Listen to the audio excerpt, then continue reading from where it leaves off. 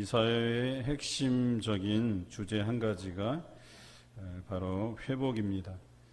그 외에도 여러 가지 주제를 가지고 있지만 그래도 이사야에서 아주 핵심적인 주제라 할 수 있겠습니다. 이스라엘이 남북으로 분열이 되고 북왕국 이스라엘은 아수르에게 BC 722년에 멸망하게 됩니다. 그리고 남왕국 유다는 바벨론에게 BC 586년에 멸망하게 됩니다. 이사야서는 북왕국 이스라엘이 아수르에게 침략을 당할 즈음부터 쓰기 시작해서 한 60년간 쓰여진 기록입니다. 어찌 보면 이사야서가 100년 뒤에나 멸망을 당할 남유다를 위해서 예언한 말씀인데요.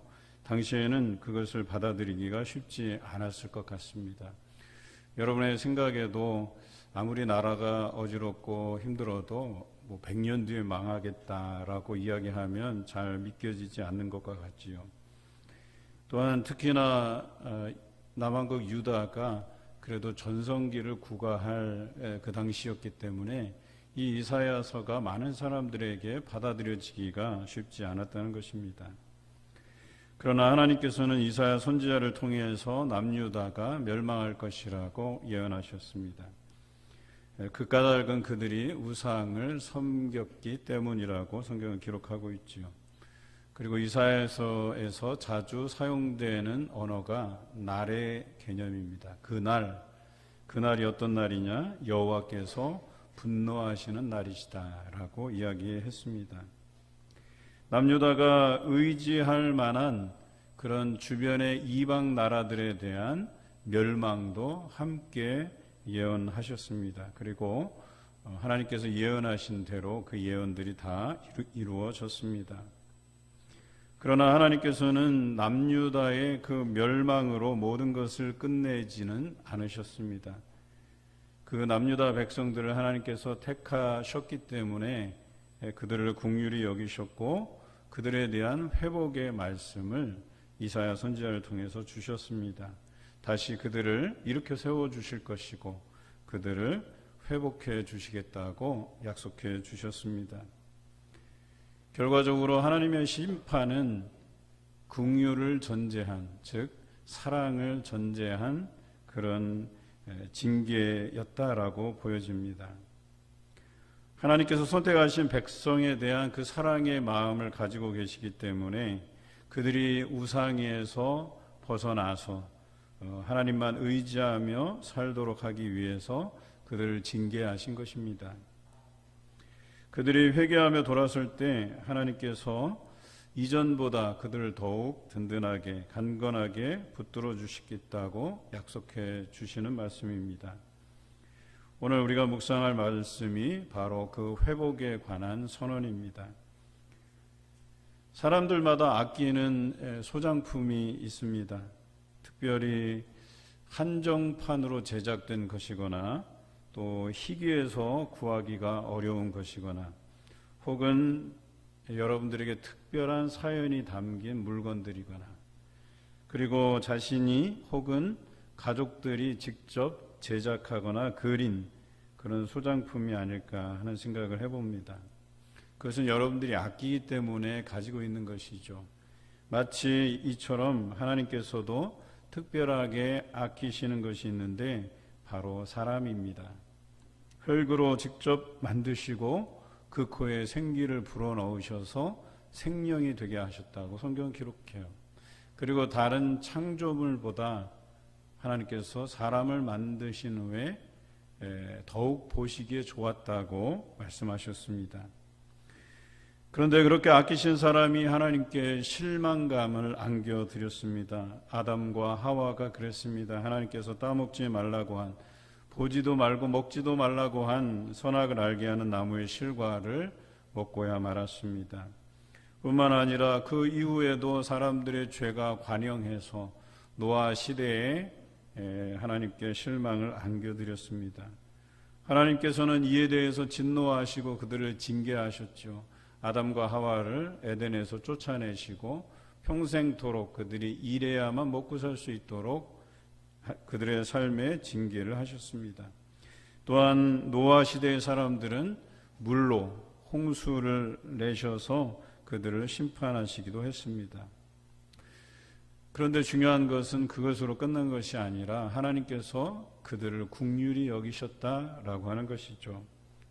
아담과 하와가 그 죄를 짓고 에덴에서 쫓겨나갔을 때 하나님께서 그들을 불쌍히 여기시고 그들의 벗은 몸을 알고 그들이 부끄러워하자 가죽옷을 해 입히셨습니다. 또한 물로 심판하실 때도 노아와 그의 가족들을 방주를 통해서 구원해 내셨고, 그리고 노아의 시대에 많은 사람들이 물로 심판을 받았지만 그 이후에는 다시는 물로 심판하지 않겠노라고 무지개를 징표로 보여주시기도 했습니다. 그들에게 다시금 회복의 기회를 주신 것입니다. 하나님께서는 사람이 어떠한가에 대한 관심보다는 사람들의 처지에 대해서 관심이 많으십니다. 사람의 옳고 그름에 대한 문제를 놓고 우리들은 사람들을 평가하고 그런 시각으로 바라보지만 하나님께서는 그 사람이 어떠함을 판단하시지 않으셨어요. 사실 하나님께서 우리를 보고 우리가 어떠한지를 보고 그 기준으로 삼았다면 아마 이 세상에서 살아남을 사람이 한 명도 없을 것입니다. 하나님께서는 그들의 형편에 관심을 두셨습니다. 그들을 긍휼히 여기셨습니다. 왜 그들이 죄 가운데 살 수밖에 없었는지를 살피셨습니다. 그들을 동정하셨습니다. 그리고 그들이 하루속히 죄의 굴레에서 벗어나서 하나님께로 돌아오기를 간절히 바라셨습니다. 그리고 또한 예수님께서도 그들이 회복되기를 원하셨습니다. 성경에서 그러한 하나님의 바람, 예수 그리스도의 희망이 여러 곳에서 담겨져 있고 발견할 수가 있지요. 부모의 재산을 탕진하고 돌아온 아들의 비유에서도 예수님의 마음을 읽을 수가 있습니다. 또 음행한 창녀에게 돌을 던지려 한 사람들에게 너희 중에 죄 없는 자가 먼저 돌로 치라고 용기 있게 외쳤던 그 모습에서도 우리가 알 수 있었습니다. 또 손가락질 받던 세리 삭개오의 집에 유하시면서 그의 마음을 돌이키게 해서 가난한 사람들을 위해서 자신의 소유의 반을 팔게 하고, 또 혹시 자기가 속여서 얻은 것이 있다면 그것의 2배나 물어주도록 그의 마음을 바꾸셨습니다. 그들의 처지를, 그들의 환경을 충분히 이해하고 계셨다라고 하는 것입니다. 그러셨기 때문에 하나님께서, 그리고 예수 그리스도께서는 그들이 다시 그 죄의 가운데에서 하나님께로 돌아오기를 기다리셨다라고 하는 것이죠. 그들이 회복할 수 있도록 그들에게 기회를 주셨습니다. 그런데 사람들의 관심사는 이 하나님의 관심사, 예수 그리스도의 관심사와는 거리가 있었습니다. 예수님께서 길 가시다가 날 때부터 눈먼 사람을 만났을 때 옆에 있는 제자들이 이렇게 물었습니다. 선생님, 이 사람이 눈먼 것은 누구의 죄 때문입니까? 이 사람의 죄 때문입니까? 아니면 부모의 죄 때문입니까? 여러분, 날 때부터 눈먼 이 사람은 평생 어둠 속에 갇혀 살았던 사람이었습니다. 그리고 그 사람의 그 고통이 사실은 그들의 관심사가 되어야 되는데 그들의 관심사가 아니었다는 거예요. 자기들의 그 알량한 신앙적 관심이 더 우선이었다는 거예요. 그래서 자신들이 이렇게 예수님의 제자가 된 것은 자신들이 또는 자신들의 부모가 신앙생활을 잘해서 그것을 누리고 있는 것이라고 그것을 드러내보고 보여주고 싶었던 것이죠.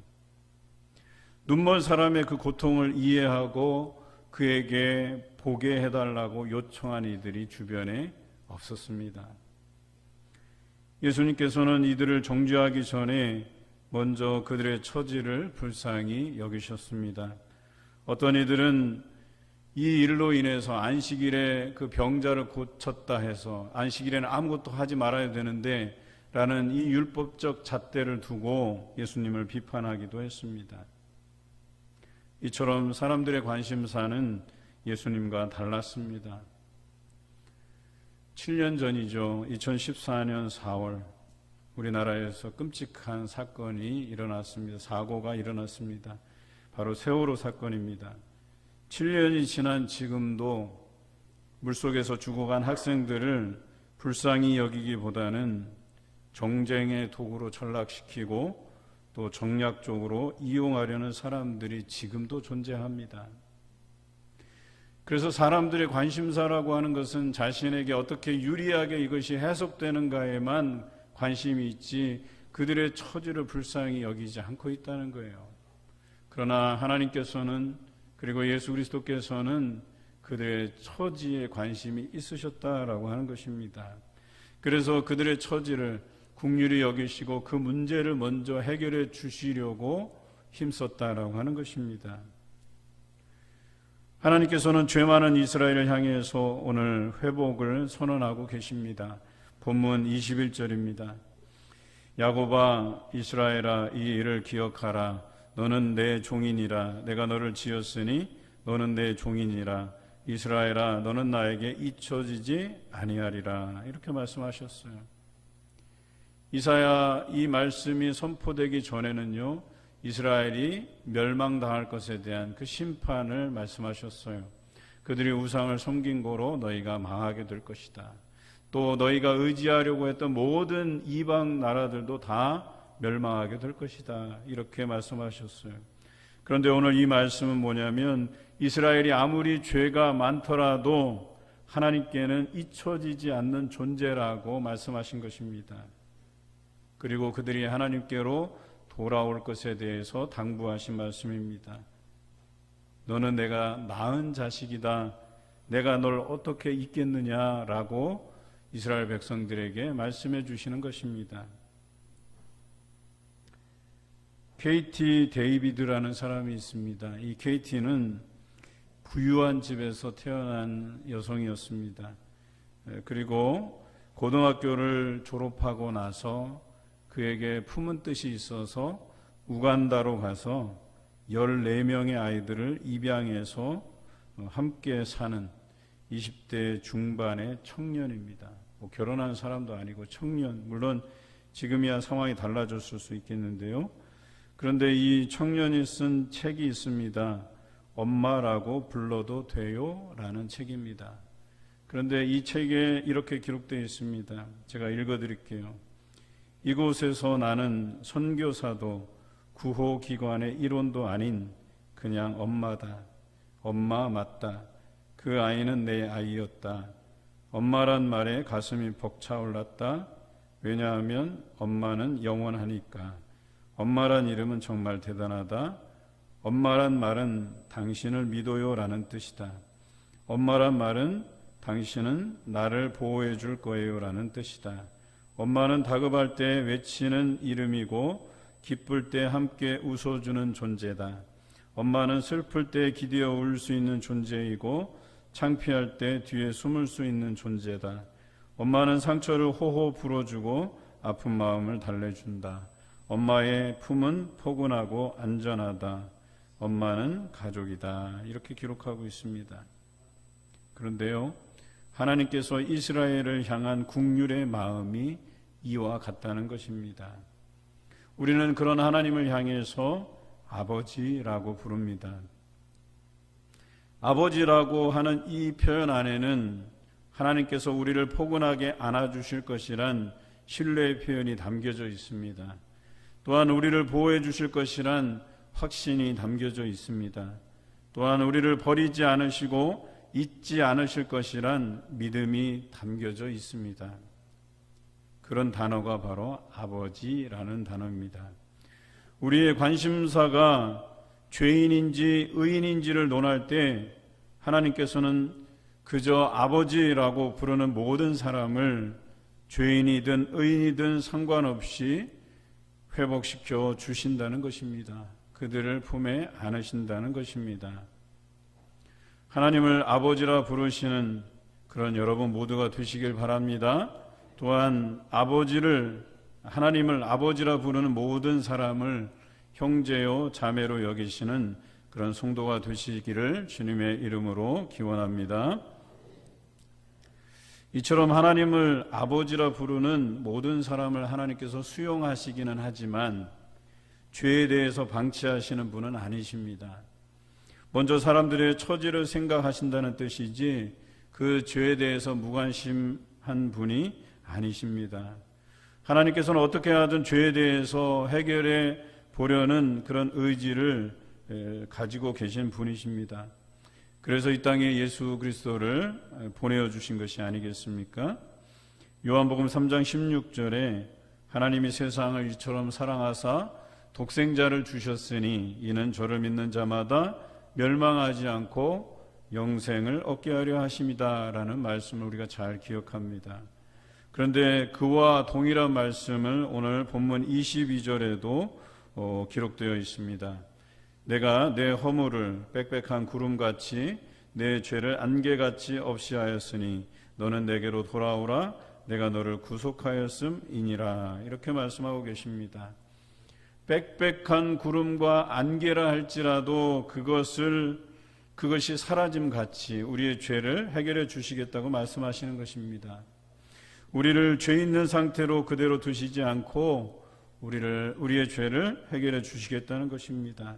그래서 독생자 예수 그리스도를 이 땅에 보내시고 우리 죄를 대신하여 십자가에 죽고 부활하게 하신 것입니다. 하나님께서는 이토록 우리를 회복시키려고 하시는데 우리는 사람들을 실족하게 만듭니다. 작은 실수라도 용서하지 않습니다. 용납하지 않습니다. 오히려 상처 입히고 사람들을 떠나보냅니다. 신앙생활 열심히 하다가 떠나는 사람 중에 제법 많은 비중을 차지하는 이유가 다른 사람에게 상처받기 때문이라고 합니다. 하나님께서 사랑하여 구속하신 사람들을 우리는 다시 정죄하고 상처 입히고 실족하게 한다는 것입니다. 왜 이런 일들이 벌어질까요? 우리는 여전히 죄 가운데 있기 때문에 그래요. 이 죄가 하나님께 용서함 받지 못했기 때문에 그래요. 아니, 우리가 우리의 죄를 제대로 하나님께 고백드리지 못해서 이런 일들이 생겨나요. 더 정확히 표현하면 그 구속의 사랑을 우리가 경험하지 못했기 때문에 그렇습니다. 그 구속의 사랑을 우리가 경험했더라면 용서하지 않을 수가 없습니다. 타인을 실족시키지 않기 위해서 조심할 수밖에 없습니다. 신중하게 대하고 섣불리 정죄하지 않게 됩니다. 아니, 우리에게 정죄할 권한이 없습니다. 그래서 서로 연약함을 인정하고 하나님을 아버지라 부르며 서로를 위해 위로하고 중보하게 되는 것입니다. 이것이 하나님께서 우리를 구속하시는 이유입니다.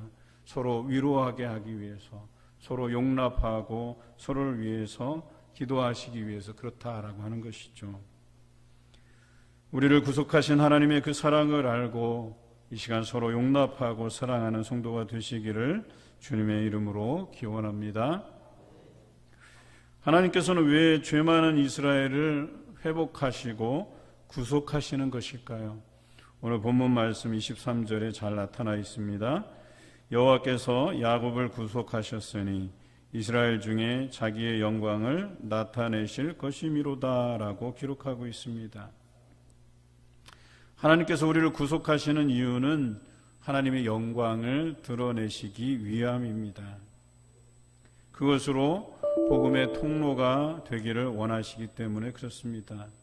여러분, 죄인된 우리를 부르시고 또 우리를 기억해 주시고 또 우리를 구원하게 하셔서 날마다 우리가 하나님을 찬송하게 하고 또 하나님께 영광 드리게 함을 통해서 많은 사람들이 그것을 보고 우리 하나님은 긍휼히 여기시는 분이시구나. 그 죄에 대해서 막무가내로 심판하시고 정죄하시는 분이 아니라 우리의 처지를 이해하시고 우리를 이해해 주시며 또 우리를 구속해 주시는 분이시구나 라고 하는 것을 알게 하시기 위함이다라고 하는 것이죠. 우리는 이것을 정확히 보아야 됩니다. 이러한 하나님의 계획에 우리는 걸림돌이 되지 않아야 됩니다. 또 모든 사람을 회복시키시려는 하나님의 이 계획을 우리가 막아서서는 안 된다라고 하는 것입니다.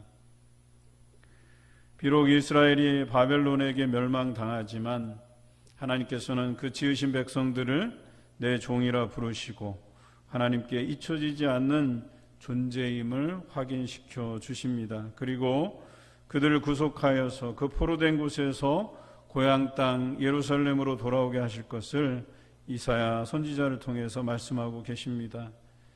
그들의 죄로 인해서 잠시 포로가 되었지만 결국에는 회복시키시는 그 하나님을 열방에 알리시고 그 지으신 백성을 다시 돌아오게 하셨습니다.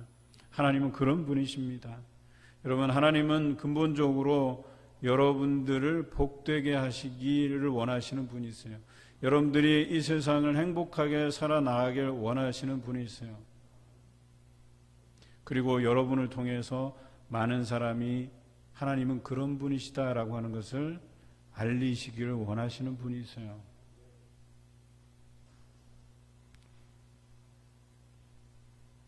하나님께서는 누구보다 여러분의 처지를 잘 이해하고 계시는 분이십니다. 여러분이 죄인이기 전에 그 처지를 이해하고 지으셨기 때문에 여러분을 잊지 않고 계신 분이십니다. 또한 죄 중에 있더라도 그것을 해결해 주시고자 하는 그런 분이십니다. 또한 예수 그리스도를 통해서 이미 우리의 죄를 해결하셨기 때문에 이제는 믿기만 하면 죄 가운데 서지 않고 구원을 얻을 수 있는 길을 우리에게 보여주셨습니다. 그리고 여러분들을 통해서 많은 사람에게 알게 하셨습니다. 그 구속의 은혜를 경험한 여러분 모두가 하나님의 살아계심을 전하는 구원의 통로가 되시기를 원하십니다. 많은 사람이 여러분을 보고 정말 하나님께서는 살아 역사하시는 분이시구나라는 그런 생각을 가지게 하십니다. 또한 아버지라 부르는 모든 사람을 따뜻하게 안아주시는 분이시구나라고 하는 것을 알리시기를 원하시는 분이십니다. 또한 우리 모두를 회복시키시는 그런 분이시구나라고 하는 것을 알게 하시길 원하시는 분이십니다. 여러분이 그런 삶을 살아가셔야 돼요.